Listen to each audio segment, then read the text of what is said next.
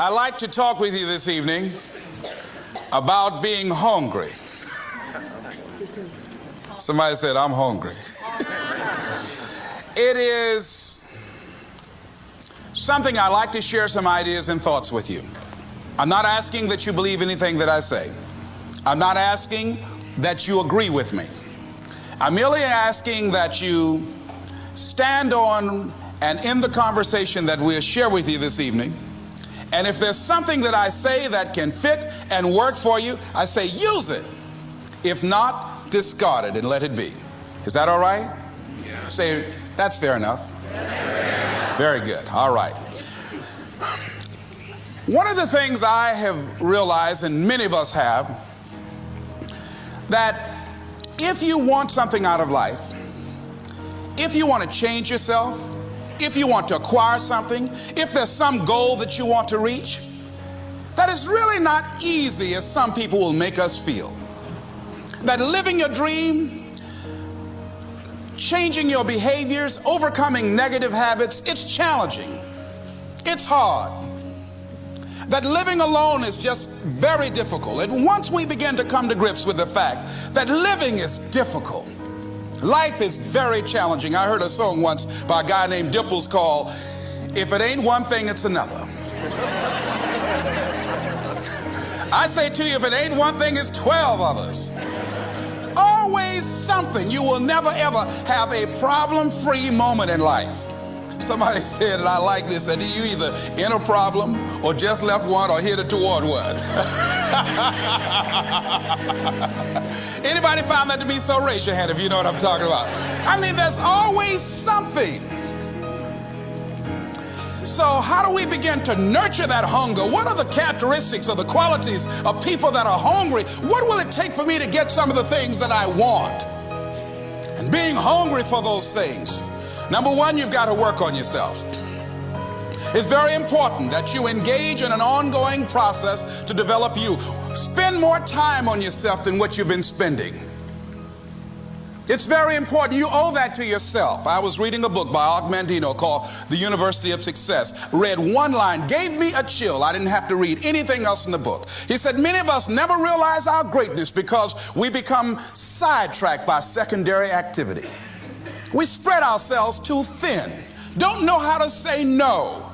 And we find ourselves doing all kinds of things and never ever have time to do those things that we need to do to work on ourselves. And then there goes a second, there goes another second, there goes another second, and we can't stop and hold time. And before you know it, you wake up one day and you're behind in your dreams and your bills.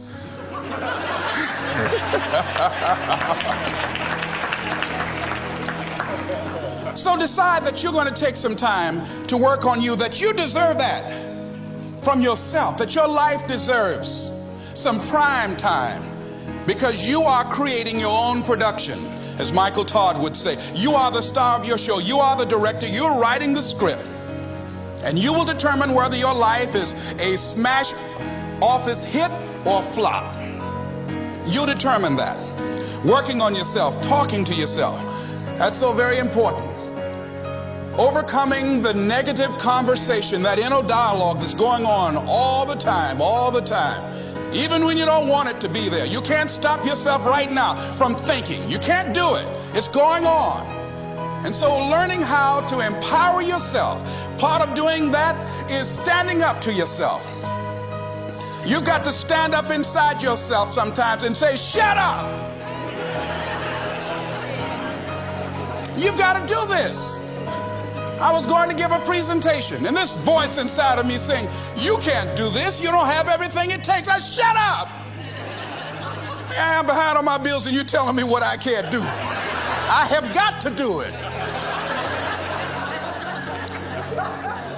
You'll get scared sometimes. Your mind will go blank on you.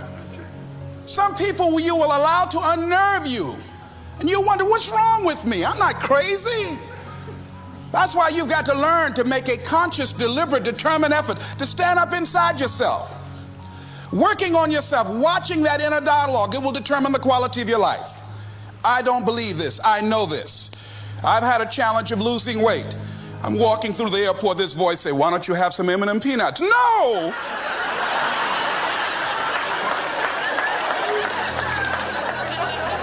Well, just one. Then after you eat that, you might as well have a Snicker now, you sucker. I mean, it's challenging. My mother fixed the kind of sweet potato pie you can't eat with your shoes on. Have to take your shoes off so you can wiggle your toes. It sticks on my fingers. It says, eat it. One little bite won't hurt. That voice, constantly. Little demons from Colonel Sanders driving my car in there. I had to say, no, no, no, no. I'll diet tomorrow. I saw a skinny man get hit by a truck. Had he had a little bit more weight, he might have lived, you know. Some of you know what I'm talking about. Raise your hand if you know that. That voice is awesome. So you have got to stand up to that voice. When you're working on something you want to achieve, you have got to stand up to that voice. You've got to sell yourself every day on your abilities, on what you're doing, on the goal that you want to reach. You've got to sell yourself every day, every day, every day. According to your level of belief, it will manifest itself in what you're doing. Whatever we have right now, whatever we're demonstrating in our lives, is a result of what we believe subconsciously that we deserve. And part of increasing that belief level is that you have got to convince yourself every day. You've got to sell yourself. I do a lot of training for many corporations, and I conduct sales seminars, and I've heard all kind of guys doing techniques and training people techniques of how to close sales and how to work with and begin to control the sale and how to ask for the close. Let me share something with you. You can learn all the techniques in the world. If you don't believe in yourself, it won't happen for you. I learned all of it. So that's why I do a training called Focus on the Seller. You've got to focus on you. And as you convince you, as you sell yourself every day, every day, every day, you will begin to see a difference in the things that you're doing. Selling yourself on your ability to perform a job, to achieve a certain objective. Telling yourself every day, here I go again. And I got what it takes. This is my day. And nothing out here is going to stop me. And when you go out there in life, say, come over here. Say it again. Well, I'll be back tomorrow. That brings me to the next thing. It takes courage to act. Part of being hungry when you've been defeated, it takes courage to start over again. I used to do door-to-door sales, and I was working with another friend of mine, and door-to-door sales, I mean, it's punishing. It's cruel and unusual punishment. And I was a little boy knocking on the door. Hello, would you like to buy a nice working television set? No money down? No! Bam! They slammed the door in your face. And the friend of mine that was working with me, they slammed the door in his face, and I looked back, and he was going to the car. He said, I can't do this. And he sat down in the car, and he said, you go ahead, I'll be here when you get back. Now, he had a mother and father to take care of him. My mother was ill. I am adopted. I was hungry. I had to go on. I learned something about myself. That when you step into your fears, somebody said, it was Winston Churchill, he said that courage is going from failure to failure without losing enthusiasm. When you step into your fears and continue to push yourself to go on, something happens for you. It will enable you to transcend yourself. I went to the next door. You like to buy a nice working television? No! Bam! Went to the next one. No! Bam! After a while, I no longer took it personal.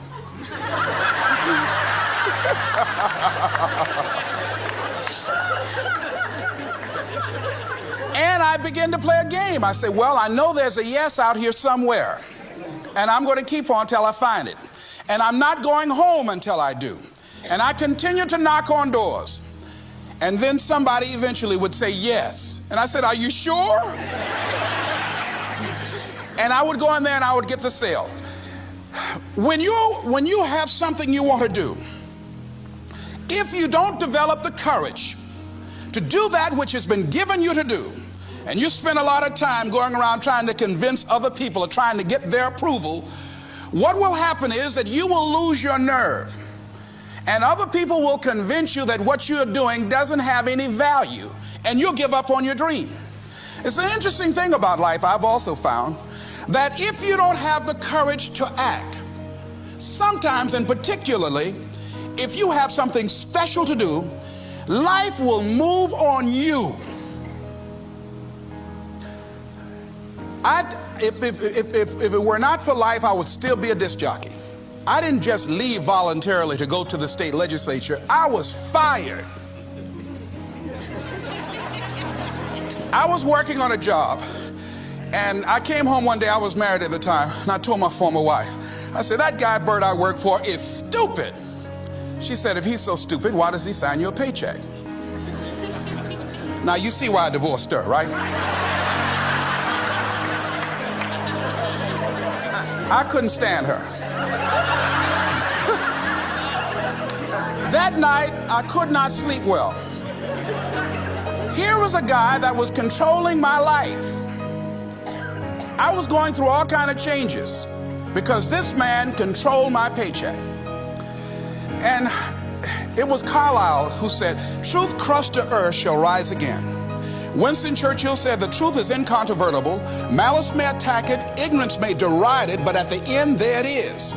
And we know scripture that says, ye shall know the truth, and the truth shall set you free. And the truth that I had to come to grips with, that I wasn't in charge of my destiny. The truth was that I wasn't giving all that I had. The truth was that there are some things that I wanted to do, but I didn't have the courage to act on those things. And the truth was that Bert Childs was a blessing to me. He made life so miserable for me, I had to start looking at my life differently. I started going to work earlier. I started being the last one to leave there. I started working harder than anybody else. The other guys could not. Why would you work so hard, Les? I said, I'm not working for them. I have been cheating, Bert, I thought. I've been cheating myself and my family. Wherever you are, whatever you're doing, do it with everything that you have. Develop the habit of giving more than what you're paid for. Develop the habit of setting standards that others will be measured by. Someone said, do not go where the path may lead, but go where there's no path and leave a trail. All right? It is easy to be negative today. It is easy to have low morale today. I was at a corporation and they're going through downsizing and going to lay off some 1,500 people over the next few weeks. It's very depressing there. And those people that stay there 9 times out of 10, they're just going to do just enough to keep from getting fired. Anybody can do that. But if you can begin to harness yourself and say that where I am, I'm going to do the best I can with what I got, because that is an expression of who I am. If you get into the habit of just being mediocre, it will become a part of your consciousness. If you get in the habit of giving less than what you have it within you to give, it will begin to reflect itself in your personality. It will begin to damage you psychologically. And you don't want to be a part of that kind of self-destructive behavior. And so you want to set some high standards for yourself. The next thing, part of what feeds that hunger, you've got to develop a sense of urgency. Aurelia said, stop living your life like you have 1,000 years to live. In life, you're either here today and you're gone today. If there's something that you want to do and you can't do it all at one time, do just a little bit of it. I like what Robert Schuller says. He said, by the yard it's hard, but inch by inch, anything is a cinch. Do just a little bit of it. A friend of mine, Bobby Kerr, used to be a roommate. Bobby wanted to go into the area of public relations. He loved working with the public. Young lady he wanted to marry named Clarice. Bobby was a great procrastinator. Pretty soon the job where Bobby worked, they transferred him to another location. He went out to celebrate with the people on that new job site. And Bobby suffered a massive heart attack and died. Bobby didn't drink and didn't smoke, was under 40, and he died. Ask your question. How much time do you have left? How much time do you have left? When you start thinking about that, we don't know. We don't know. Bobby took all the greatness and all of the talent and all of his abilities to his grave with him. One of the things he could have put in parenthesis under his name, he didn't use all his stuff. And most of us do that. Most of us don't use the stuff that we have brought into the universe. And we want to make a conscious, deliberate, determined effort to start living life with a sense of urgency and using what we've got. Using ourselves up. Sharing what we brought into the universe to share. Because if we don't, nobody else will. Stop wasting valuable time, knowing that if we begin to live our lives as if each day were our last, our lives will take on a whole new meaning. They take on a whole new expression, valuing each moment that we are blessed with. The next thing that begins to nurture that hunger, honor yourself as your word. Don't give your word out lightly. When you throw your word out there and you don't honor it, it makes a statement about you. If you decide to maintain a sense of integrity with yourself, that if I speak it, I'm going to live it. It's who I am. And I'm going to be very cautious in how I give my word to others, and most of all with the commitments that I make to myself, because I want my life to reflect my words and honoring who I am and what I express. Another challenging area in terms of nurturing and developing that hunger in yourself is learning the art of becoming single-minded. Learning how to concentrate, learning how to focus in. And you'll be surprised at the things that you're able to do. When you learn how to block things out, when you learn how to keep thine eyes single, you'll be surprised at the ideas that will come to you, of the people that you'll be able to attract, of the opportunities that you'll be able to see. You'll begin to see things that have been standing there looking you in the face saying, I can't believe this has been here all this time. Here's a habit that I do. Maybe it might be of some value to you. I get up in the morning and I start writing what great ideas that I can think of today that can improve me and that will enable me to reach my goal. And I just let my mind flow. Sometimes I write 15, 20 ideas. Some days it's more difficult than others. One idea can change your life. One idea can turn your life around. Deciding that you're going to focus to develop your skills. The guy was the new owner of a baseball team that was in the basement of the league when he took it over. He went to the pitcher and he said, what is your best throw? He said, well, I got a good curveball and I've got a good fastball. And he went on talking about his different throws. He said, but tell me this, what is your best throw? He thought for a moment. He said, I've got a good fastball. He said, that's all I want you to work on. Nothing else. Just develop your fastball. The next year, they went to the World Series. Most people don't know where their fastball is. Most people go through life never discovering what their talents are. Most people never develop their talents. They have skills and abilities, but if you don't nurture them, if you don't develop them, they will never serve you. Your gifts can take you many places if you develop your gifts. Most of us don't like to do those things that come easy to us. I've always loved to talk to people. I decided, taking this advice, to develop my skills as a speaker. And my gift has developed and it's taken me many places.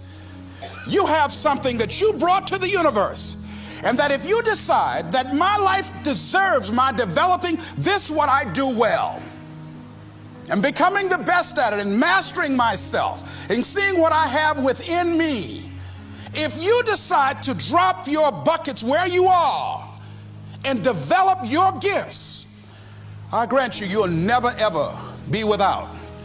I grant you that your gifts will take you places that will literally amaze you. I grant you that if you begin to work to develop your gifts, you'll develop a strong sense of happiness. You'll get a larger vision of yourself, because part of beginning to get a larger vision of yourself, all of us need some area of our lives where we can have a feeling of competence. That people know when they think about this area, that's something you do. That you eat and sleep that. And that you do that. You do that. And people know it. And you know it. And you know that you know this. If you don't know anything else, you know this. Can you tell I know what I'm doing? Oh, hello. You know this. So you've got to work on it. When other folk are having a good time, you've got to have the strength of character to concentrate, to read, to digest information. If you decide in any particular area that you're concerned about, to make a conscious, deliberate, determined effort to read one book a month in that area, in 5 years, you'll be among the top 5% experts in the world. I read a minimum of 2 books a week. The average American reads only 1 book a year. If you decide that area that you love, that you are going to master that particular area, in this era of accelerated change, overwhelming complexity, and tremendous competition, as you begin to develop and expand your skills and your talents and your vision of yourself, you will always be in control of your destiny. The next thing is, whatever it is that you want to do, you want to do it massively. I have a friend who was telling me that his sales were down. I said, well, how many phone calls you make a day? He said, 25. I said, double them. Make 50 or 75 or 100. He said, oh man, that's just too much. I said, what do you mean too much? You behind on your bills? You're talking about too much? You know one way to get back on your feet real quick is to miss 2 car payments? You talking about you're tired? There's no competition out here. Decide that you're going to push yourself. Most people won't do that. Most people give up on themselves easily. You know the human spirit is powerful. There's nothing as powerful. It's hard to kill the human spirit. They asked Benjamin Disraeli, a man who became the head of a country at a time when Jews were not allowed out after 10 o'clock. They said, how did you do it? How did you achieve it against such great odds? He said, nothing can resist the will of a people that will stake even their existence on the extent of their purpose for good.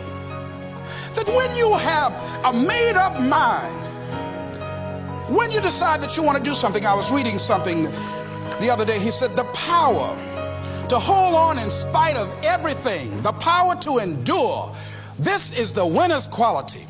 The hunger, the ability to face defeat again and again without giving up. This is a winner's quality. You have that quality within you.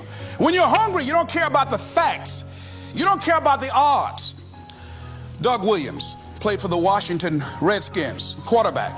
John Elway of the Denver Broncos in the Super Bowl. Everybody was talking about Elway. After the Super Bowl, when Doug Williams made a historic passing game, they asked him, said, how were you able, in spite of all of the negative publicity saying that you couldn't win, how did you do it? He said, I ignored my critics. I just didn't pay any attention to them.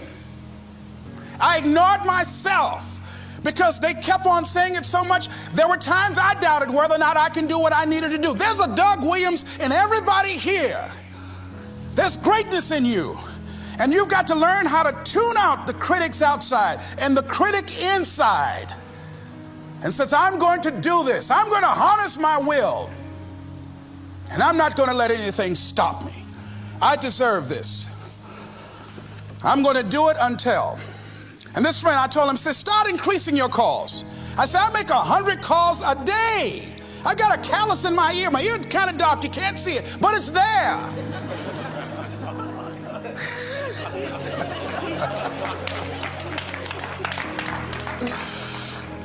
His sales have increased. He's working harder now. The other thing is that if you want something, you have got to be relentless. You've got to learn how to become resourceful. You've got to learn how to become creative. When crises strike in your life, and in the Chinese language, crises mean danger, but it also means opportunity. And this is an opportunity for you to grow. And you've got to be so relentless, regardless of what comes down the pike, that you're always looking for a way to get over, always looking for a way that you can break through, always looking for a way that you can win, always looking for a way that you can strike a telling blow. And pretty soon, I think there's some people watching us in the universe that say, wait, let's call a meeting over here. You know that guy Mustafa? Look at him down there. He won't stop. Just that fool don't know he can't get over. Look here. Why don't we do this? Let him go and let's mess with somebody else. Let him go on through.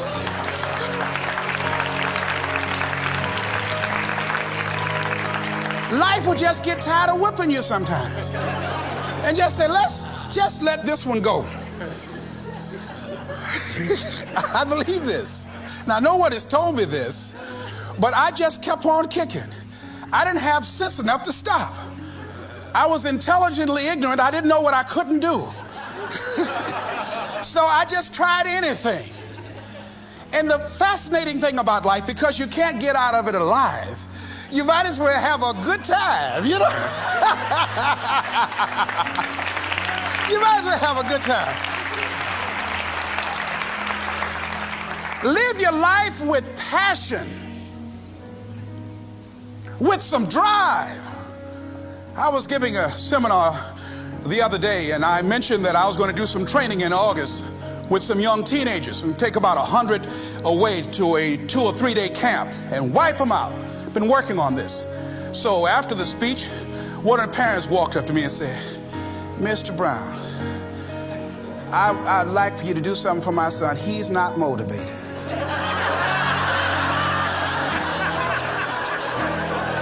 I said, I wonder why.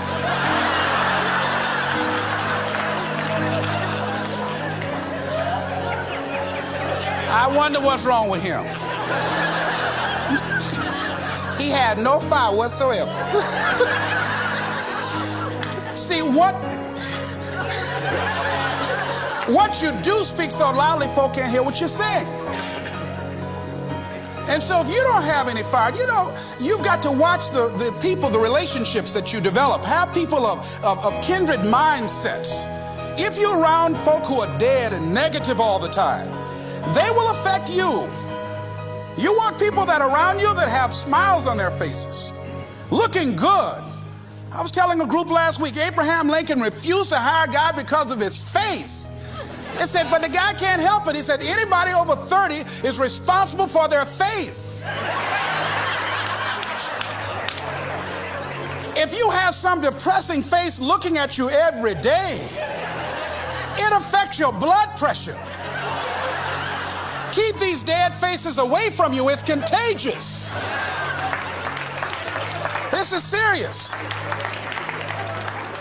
So you've got to watch your countenance, watch your face, have an uplifted expression, watch your body posture. All of these things affect you psychically. You got to be the kind of person that you are fearless.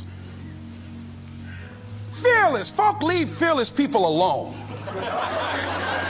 There's some people walk through a neighborhood and every dog in the neighborhood would bark at them.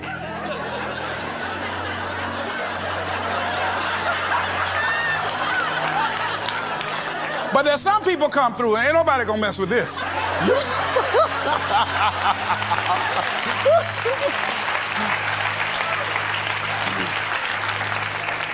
You are unstoppable.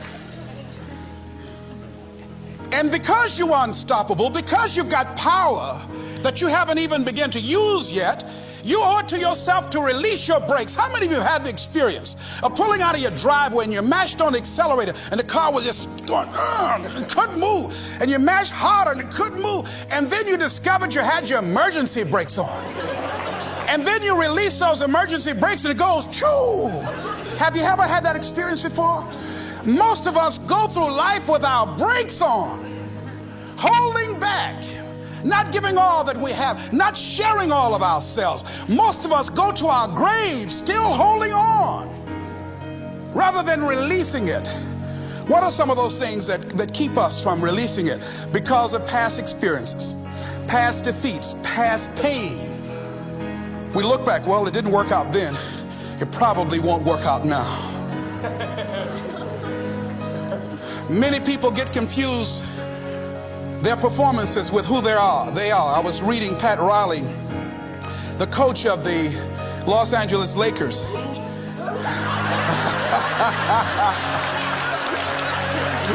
But you're going to like this quote here. After the Trailblazers had blown them out of the water, and I'm sure he said this last night, they asked him, how do you feel? He said, tonight we were exposed for what we are right now. You see? That if my speech tonight doesn't work, it doesn't mean that I'm a bad speaker. It means that what I did didn't work tonight. And I've got to separate what I do from who I am. And I've got another shot. See, the last chapter to your life has not been written yet, and it doesn't matter about what happened yesterday. It doesn't matter about the things that you've done that you feel guilty about. If you wouldn't do it today, you're convicting an innocent person. You've been reborn to a new state of consciousness. And as they say, if we knew better, we would do better. And so you begin to decide, I'm not going to be denied. I remember, and I was telling someone, and they asked me, would you repeat that again? I was interested in going into broadcasting. I'm adopted. And that was my key out. I wanted to make my mama proud of me. I was very much appreciative of what she's done for my brother and sister and I. And that was my way out. And I went over to a radio station, asked the guy and told him that I was interested in broadcasting. He looked at me in my straw hat and my overalls. He said, you have any broadcasting background? I said, no, sir, I don't. What do you do? I cut grass. Young ladies asked me what kind of work I do, and I was working on a garbage truck. I say, well, I'm a sanitary technician. He said, we don't have any job for you. I decided that was something I was going to do. I decided I'm unstoppable.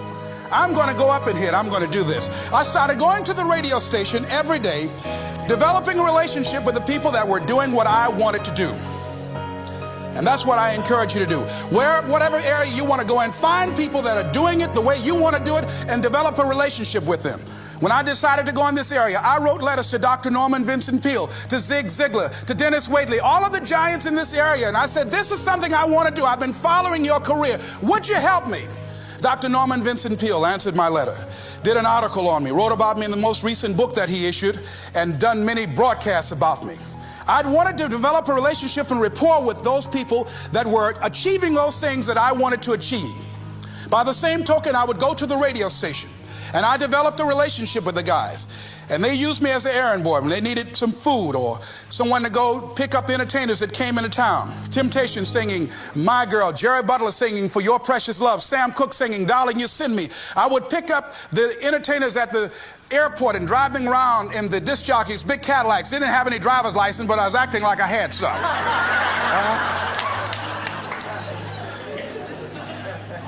Every day I used to go home and work on my communication skills, developing myself. It was Whitney Young. He said, it's better to be prepared for an opportunity and not have one than to have an opportunity and not be prepared. Start working and developing yourself now and prepare yourself for what it is that you want, because you expect to get it. And when the disc jockeys were in the control room, I would go in and watch them and develop a trust level, and they would let me stay, and I would watch and observe them working the controls. When you want something out of life, don't worry about how you're going to get it. How is none of your business. The most difficult thing it is to hold the vision. It's to hold the vision. So there I was at the radio station. A guy was on the air and he started to drink by the name of Rock.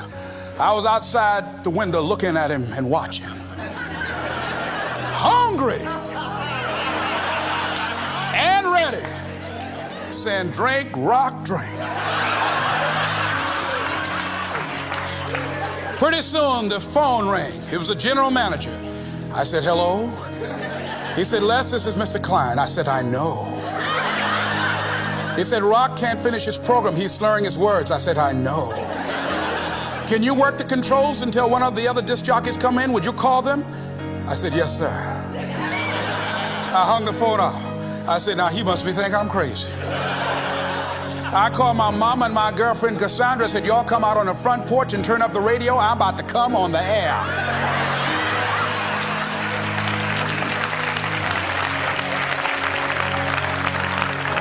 I waited about 15 minutes.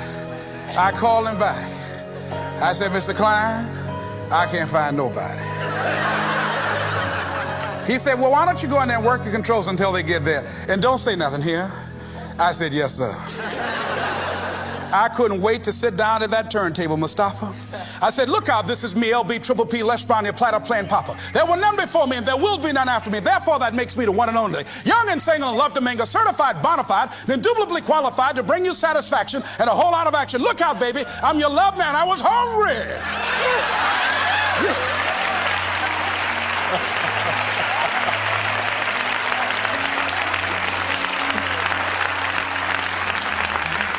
Shake somebody's hand on your right and left and say, you've got to be hungry.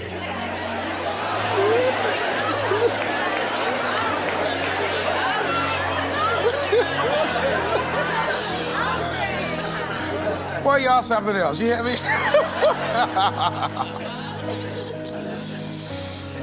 You want to be persistent about what it is that you want to achieve. Alexander Graham Bell said, what this power is, I cannot say.